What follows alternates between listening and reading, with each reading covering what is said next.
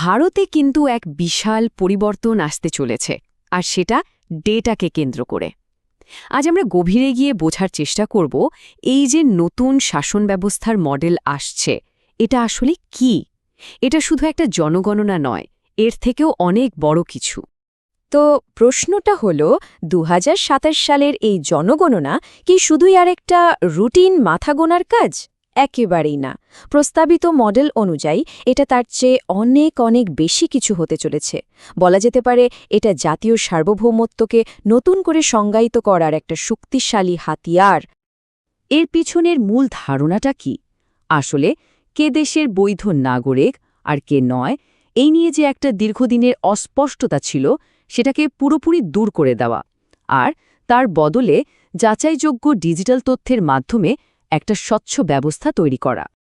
মানে ব্যাপারটা কিন্তু সীমান্তে ট্রাক দাঁড় করিয়ে লোক ফেরত পাঠানোর মতো নয়, বরং এটা একটা ঠান্ডা মাথার পদ্ধতিগত ডেটা চালিত প্রক্রিয়া, যার মাধ্যমে অবৈধ পরিচয় চিহ্নিত করে তাদের সিস্টেম থেকে আলাদা করে দেয়া হবে। তো এই বিশাল কৌশলের প্রথম এবং সবচেয়ে গুরুত্বপূর্ণ ধাপটা কি? সেটা হলো পরিচয়ের সমস্যা সমাধান করা, যাতে পরিচয়হীনতার আড়ালে আর কেউ লুকিয়ে থাকতে না পারে। এই যে পরিচয়হীনতা, এটাকে বলা হচ্ছে অবৈধ অভিবাসীদের সবথেকে বড় ঢাল, মানে কোনো কাগজপত্র ছাড়া সিস্টেমের ফাঁকফোকর দিয়ে লুকিয়ে থাকা। এসআইআর-এর আসল উদ্দেশ্য হল সিস্টেমের এই সব ফাঁকগুলোকে ডেটা দিয়ে এমনভাবে ভরাট করা যাতে কেউ আর পরিচয়হীন থাকতে না পারে। এই পদক্ষেপটা বিশেষ করে সেই ভাসমান জনসংখ্যাকে টার্গেট করে বানানো হয়েছে, যারা পরিচয় গোপন রাখতে আর ধরা পড়ার ভয়ে বারে বারে নিজেদের ঠিকানা বদল করে। এসআইআর প্রত্যেকটা পরিচয়কে একটা নির্দিষ্ট জিও কোঅর্ডিনেটের সাথে জুড়ে দেবে, মানে পরিচয়পত্রটা হয়ে উঠবে আক্ষরিক অর্থেই ম্যাপের ওপর একটা বিন্দু। দেখুন, পুরনো সিস্টেমে কাগজের নথির উপর ভিত্তি করে পরিচয় ঠিক হতো, ফলে উধাও হয়ে যাওয়াটা খুব সহজ ছিল। কিন্তু এই নতুন এসআইআর ব্যবস্থায় পরিচয়টা একটা নির্দিষ্ট লোকেশনের সাথে বাঁধা। তার মানে এখন যদি কাউকে তার রেজিস্টার্ড ঠিকানায় খুঁজে না পাওয়া যায়, সেটাই একটা বিরাট বড় বিপদের সংকেত হয়ে দাঁড়াবে। আচ্ছা, প্রথম ধাপ তো গেল পরিচয় নিয়ে, এবার আসা যাক দ্বিতীয় ধাপে। এখানে ফোকাসটা কিন্তু ব্যক্তি থেকে সরে গিয়ে পড়ছে তাদের বাসস্থানের ওপর, মানে শুধু মানুষ নয়, তাদের ঠিকানাও এবার ডেটার আওতায় চলে আসবে। দেখুন, ২০২৭ সালের সেন্সাসকে তাই শুধু জনসংখ্যা গোনা হিসেবে দেখা হচ্ছে না, এটাকে বলা হচ্ছে স্থানিক নিয়ন্ত্রণের একটা প্রজেক্ট। এর আওতায় দেশের প্রত্যেকটা কাঠামো, সে বহুতল অ্যাপার্টমেন্ট হোক বা একটা অস্থায়ী ঝুপড়ি, সব কিছুকে জিও ট্যাগ করা হবে। ফলে দেশের কোনো কোনায় আর ডিজিটাল ম্যাপের বাইরে থাকবে না। এই জিও ট্যাগিংয়ের মাধ্যমে প্রত্যেকটা জায়গাকে ডিজিটাল ডেটাবেসের মধ্যে নিয়ে এসে ক্লিন সুইপের জন্য একটা মজবুত ভিত্তি তৈরি করা হচ্ছে। এর ফলে কোনো সন্দেহজনক বসতি বা কাঠামো আর সরকারি নজর এড়াতে পারবে না। পরিচয় হলো, জায়গাও চিহ্নিত হলো। এবার আসছে তৃতীয় আর ফাইনাল ডেটা সংগ্রহের ধাপটা, একটা বিস্তারিত পারিবারিক সমীক্ষা। এই সমীক্ষায় থাকবে মোট ৩৩টা প্রশ্ন, আর এটাকে ডিজাইন করা হয়েছে একটা প্রশাসনিক পলিগ্রাফ হিসেবে। এটা সরাসরি মিথ্যা ধরে না, বরং তথ্যের মধ্যেকার অসঙ্গতি বা গরমিল খুঁজে বের করে।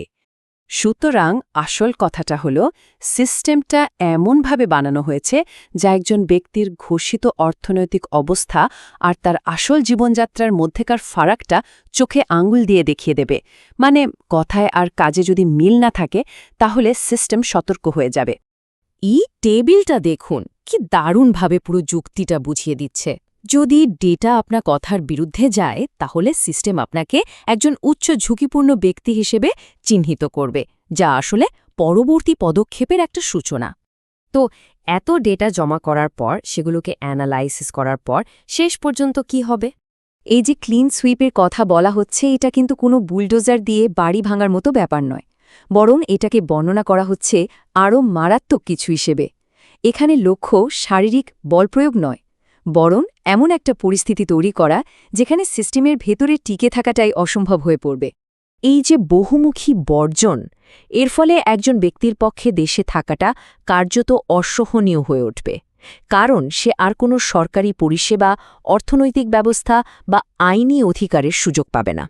এই পুরো প্ল্যানটা কিন্তু একটা খুব নির্দিষ্ট এবং বেশ উচ্চাকাঙ্ক্ষী টাইমলাইন ধরে এগোচ্ছে, যার ফাইনাল টার্গেট হল 2029 সাল।